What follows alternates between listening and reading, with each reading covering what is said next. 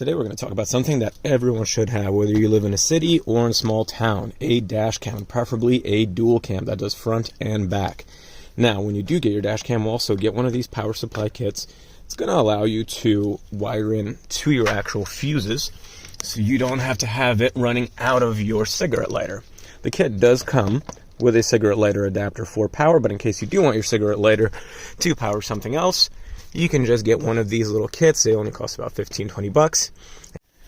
First thing we want to do when we're wiring up our fuse is just map everything out. So we're going to see what is our path. I want to go from the windshield down around the A-pillar, down through here to this little access panel to our power supply with our fuses right down there. And then I think I'm going to go through the floor panel. As you see, I already popped off this little piece. I'm going to trail it all the way back to the trunk. When connecting my power supply, you always want to make sure that you find a good standby fuse.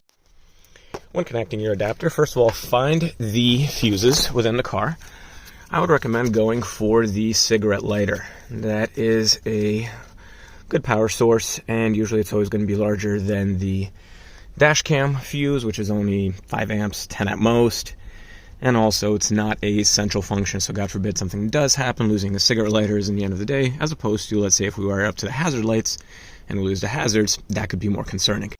Once we find a suitable fuse, I went with a cigarette lighter one. I ran the wires for the adapter through a little panel down to the fuse, put a splitter there, so I could take and put 2 fuses in where one belongs, connect the ground. We found a suitable one right here, don't need to over tighten it.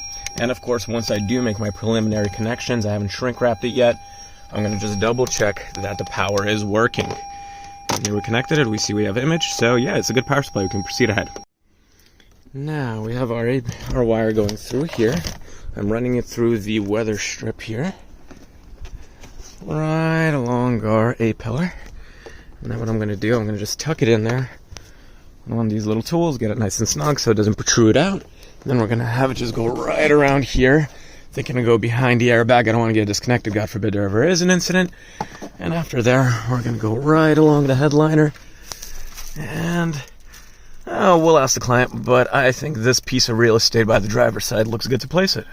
Not a pro tip, just something that should be a little obvious, but just in case. When you are snaking your wire, mine's coming along nicely, make sure that you don't put it where it may be obscuring any of the vents, and then you'll get a funny little noise as the wire rattles when the air blows. So we're just going to snag this bad boy in there deep to make sure nothing can interfere, and he does not interfere with anything. Okay, now we're up to the A-pillar. We want to run it behind here and snake up. How do I do it? I get one of these little pop-and panel tools. If it has a lock, I can sneak this in where it's wedged, pop out the lock, or I can just use it as a pry tool. There you just want to kind of fiddle around. See, this is allowing me in, and if I just feel my way around, I can find the clips and undo this cover. Now, the same way that I ran the power supply, I'm also going to run the reverse wire.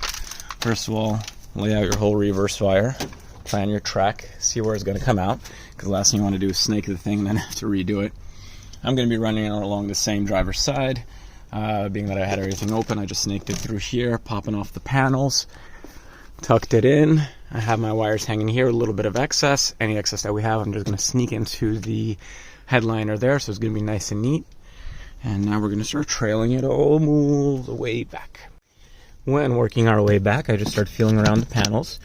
I get under there with one of these little pry tools and just gently pry it up. She pops up. Here I just continue running my wire. And now I'm going to pop this panel all the way off. Just want to be gentle. There it goes, there it pops. See these little red clips? Now it's holding it in place. Boom, that guy went there. And we also have a couple of teeth that went into there. Anyway, this panel is off. I'm going to continue running this all the way up through the C-pillar, going out the paneling and out to the trunk. I'll show you a little sneak way there. And so the journey continues. So we're running the reverse light. This one specifically has a power connection. As you see here, the red wire, so we need to hook that up to something that has positive power. And then I have a little quick connector here where the actual backup cam is going to go. So I popped off a few bolts. I'm going to take and sneak it down into here. And then I have this little soft grommet that I popped off, this kind of tunnel way for the wiring. Let's see if I can snake it into there. Yeah, already popped off the panel. This one was kind of snug, but 4 clips. Pop them off. And I can run it out here. This way we don't see any wires, nice and clean. Alright, now we ran the wire through the headliner after we popped it up. It goes through this panel all the way back. Right now I got my tester out, and we are just checking in this connection who has power. So this way, we can just tap in the power feed to the rear view camera. So the rear view camera doesn't get power from the main head unit. It gets it locally either through a headlight, a hazard light, a brake light, anything like that. It's just going to be a small draw on it that we're going to connect right here. Strip the wire out. I'm just going to sneak it into that connector like such, and then close it up. And then, so we're going to sneak it in just like that, and then we're going to close it up from there.